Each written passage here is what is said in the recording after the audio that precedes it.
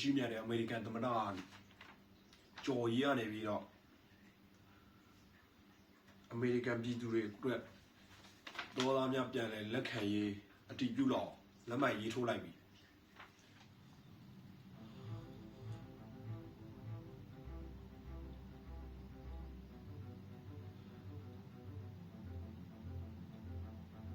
ကျော်ကြီးဟာ68ဆင့်မြောက်အမေရိကန်သမ္မတဖြစ်ပါတယ်။သူဟာအမေရိကန်သမ္မတတွေရဲ့ထုံးစံအတိုင်းမိနစ်6နာရီမှာအိပ်ယာထားခဲ့ပါတယ်။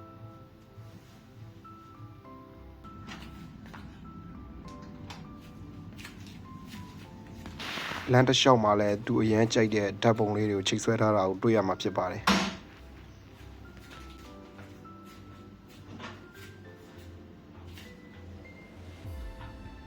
ကျော်ကြီးကအမေရိကန်သမ္မတတယောက်ဖြစ်တဲ့အတွက်ကြောင့်လုံခြုံရေးအရာအင်္ဂါထဲအထိဗီဒီယိုရိုက်ခွင့်မရှိပါဘူး။ဒါကြောင့်မို့လို့ကျွန်တော်တို့အပြင်ကနေပဲစောင့်ပြီးဗီဒီယိုရိုက်ခဲ့ရပါတယ်။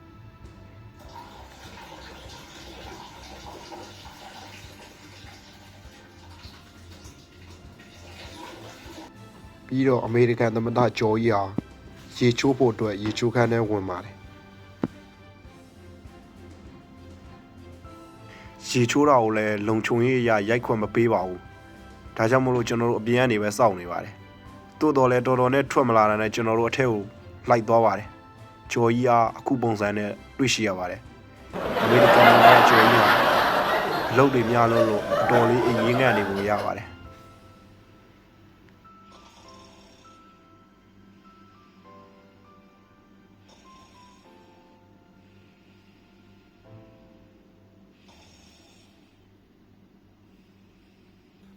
အမေရိကန်သမ္မတဂျော်ကြီးဟာရေချိုးပြီးတဲ့နောက်မှာတော့အတော်လေးလမ်းဆက်တွကြွနေတာကိုတွေ့မြင်ရမှာဖြစ်ပါတယ်။အဝတ်စားလဲပြီးအပြင်ကိုထွက်လာတာကိုကျွန်တော်တို့စောင့်ပါတယ်။ပြီးတော့အမေရိကန်သမ္မတတွေရဲ့ထုံးစံအတိုင်းဈေးကြီးတဲ့မနစ်စာကိုစားမှာဖြစ်ပါတယ်။သူ့အတွက်ကတော့ personal chef ရှိပါတယ်။ chef ဒီနေ့ဘာရေးချက်လဲ။ဟုတ်ဒီနေ့တော့ငါပြီးပုတ်ပါတယ်မလား။အေးကွာဟုတ်ပြီစားမယ်လာချက်ဟုတ်ကဲ့ပါဒီလိုနဲ့ပဲဒေါ်လာတန်းချီတန်းနဲ့အမေရိကန်သမ္မတတယောက်ရဲ့နာနစ်စာကိုကြော်ကြီးစားသုံးတာကိုကျွန်တော်တို့ရိုက်ကူးခွင့်ရခဲ့ပါတယ်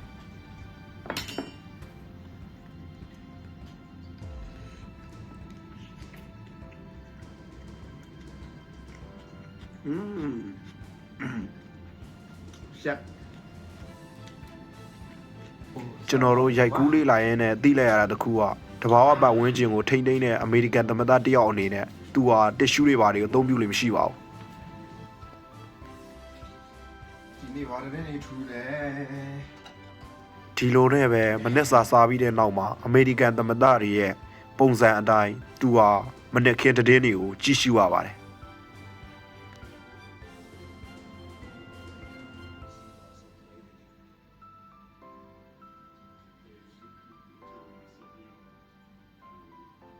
ကမ္ဘာရေးရာတဲ့တွေကိုစိတ်ဝင်စားကြည့်ရှုနေတာကိုမြင်ကြရမှာပါ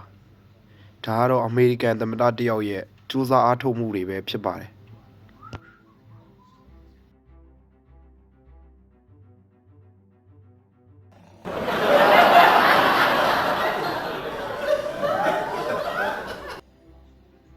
ကမ္ဘာရေးရာပြည်တွင်းရေးရာတွေကိုထိမ့်သိမ်းပေးနေရတဲ့သမ္မတတယောက်အနေနဲ့အတော်လေးကိုပင်ပန်းနေပုံရပါတယ်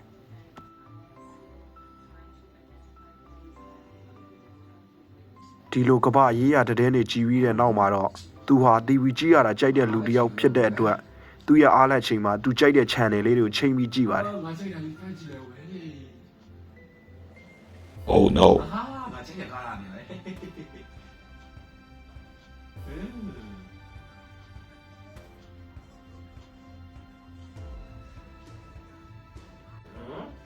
ပြီးတော့ CIA ရပို့တဲ့လှုပ်ဝက်ဖိုင်တွေကို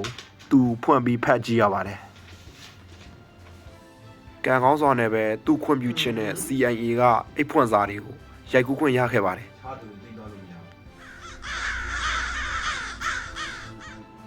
ကောင်းတော့ကောင်းတယ်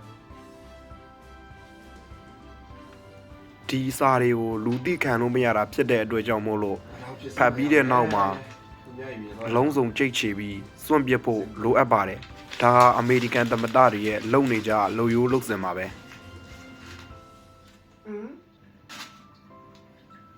ပြီးတော့ဝင်ကြီးတွေနဲ့စီးဝေးထိုင်ပြီးဥပဒေတွေချမှတ်ရပါတယ် ငါတို့ ကျွန်တော်တို့ရိုက်ကူးတဲ့နေ့မှာပဲသူဥပဒေအသစ်တစ်ခုကိုပြဋ္ဌာန်းလိုက်ပါတယ် လဲဆိုတော့ငါတို့တော်သားတွေကိုပြန်ပြီးလက်ခံရမယ် What? တော်သားတွေကိုငါတို့ဒီမှာပြန်ပြီးလက်ခံရမယ်သူတစ်ဖြစ်မြန်မာနိုင်ငံအကောင့်တွေကိုငါတို့ဗီဇာဘန်ထားတာကြာပြီအဲ့တော့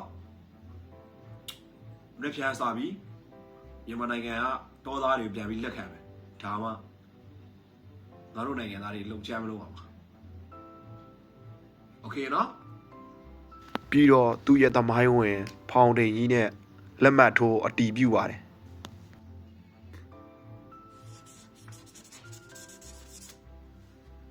ဥပဒေကိုအတီးပြုလက်မှတ်ထိုးပြီးတဲ့နောက်မှာတော့သတင်းစာရှင်းလင်းပွဲလုပ်ပါတယ် ကြော်ကြီးကနေပြီးတော့အမေရိကန်ပြည်သူတွေအတွက်ဒေါ်လာများပြန်လဲလက်ခံရေးအတီးပြုလောက်လက်မှတ်ရေးထိုးလိုက်ပြီဒီနေ့စပြီးအမေရိကန်နိုင်ငံပြန်ပြီးမှဥမော်လာနိုင်ရမယ် ဒီလိုသတင်းစာရှင်းလင်းပွဲတွေလုပ်ပြီးတဲ့နောက်မှာတော့နိုင်ငံတကာဆက်ဆံရေးဘက်ကိုလှည့်ပါတယ် ဟာ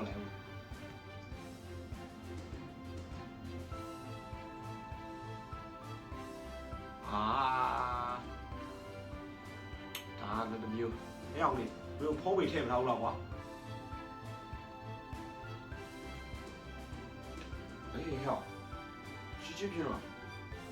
ဒီမြင်ထိုင်ဝမ်မှာရက်တဲ့လုံနေရကိစ္စတွေပဲရရနော်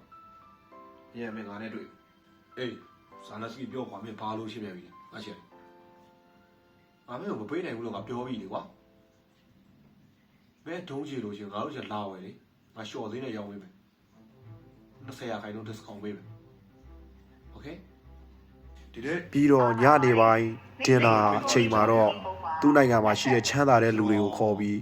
သူဟာအစည်းအဝေးလေးတစ်ခုတင်လာလေးတစ်ခုကိုလုပ်ပါတယ်ဒီဟာကိုလည်းကျွန်တော်တို့အဖွဲ့ရိုက်ကူးခွင့်ရခဲ့ပါတယ် ကျွန်တော်အရင်စပွဲတိုက်လာတာတလားကြော်လာပြီဆိုတော့ကျွန်တော်လည်းနည်းနည်းပြင်ပန်းလာပြီဒါကြောင့်နိုင်ငံတော်ဗန်ဒါလိုအပ်လာပြီ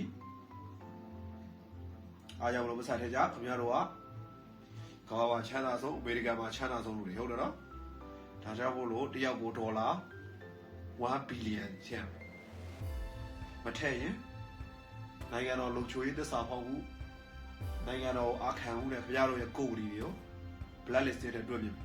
ဒါပဲ ကျွန်တော်တို့အဖွဲ့သူ့အိတ်ရောင်ဝင်တဲ့အချိန်ကိုလည်းရိုက်ကူးခွင့်ရခဲ့ပါတယ်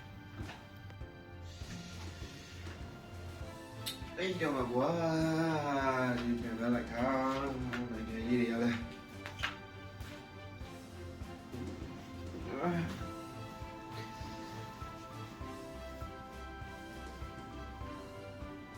အော်မိဘကောမေးနေခဲ့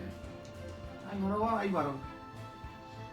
ဒါကတော့ကျွန်တော်တို့ K ရော channel ကနေပြီးခါမှအမေရိကန်သမ္မတရဲ့နေ့စဉ်လုပ်ငန်းတွေကိုမှတ်တမ်းတင်ထားတာဖြစ်ပါတယ်အားလုံးကိုကျေးဇူးတင်ပါတယ်ခင်ဗျာ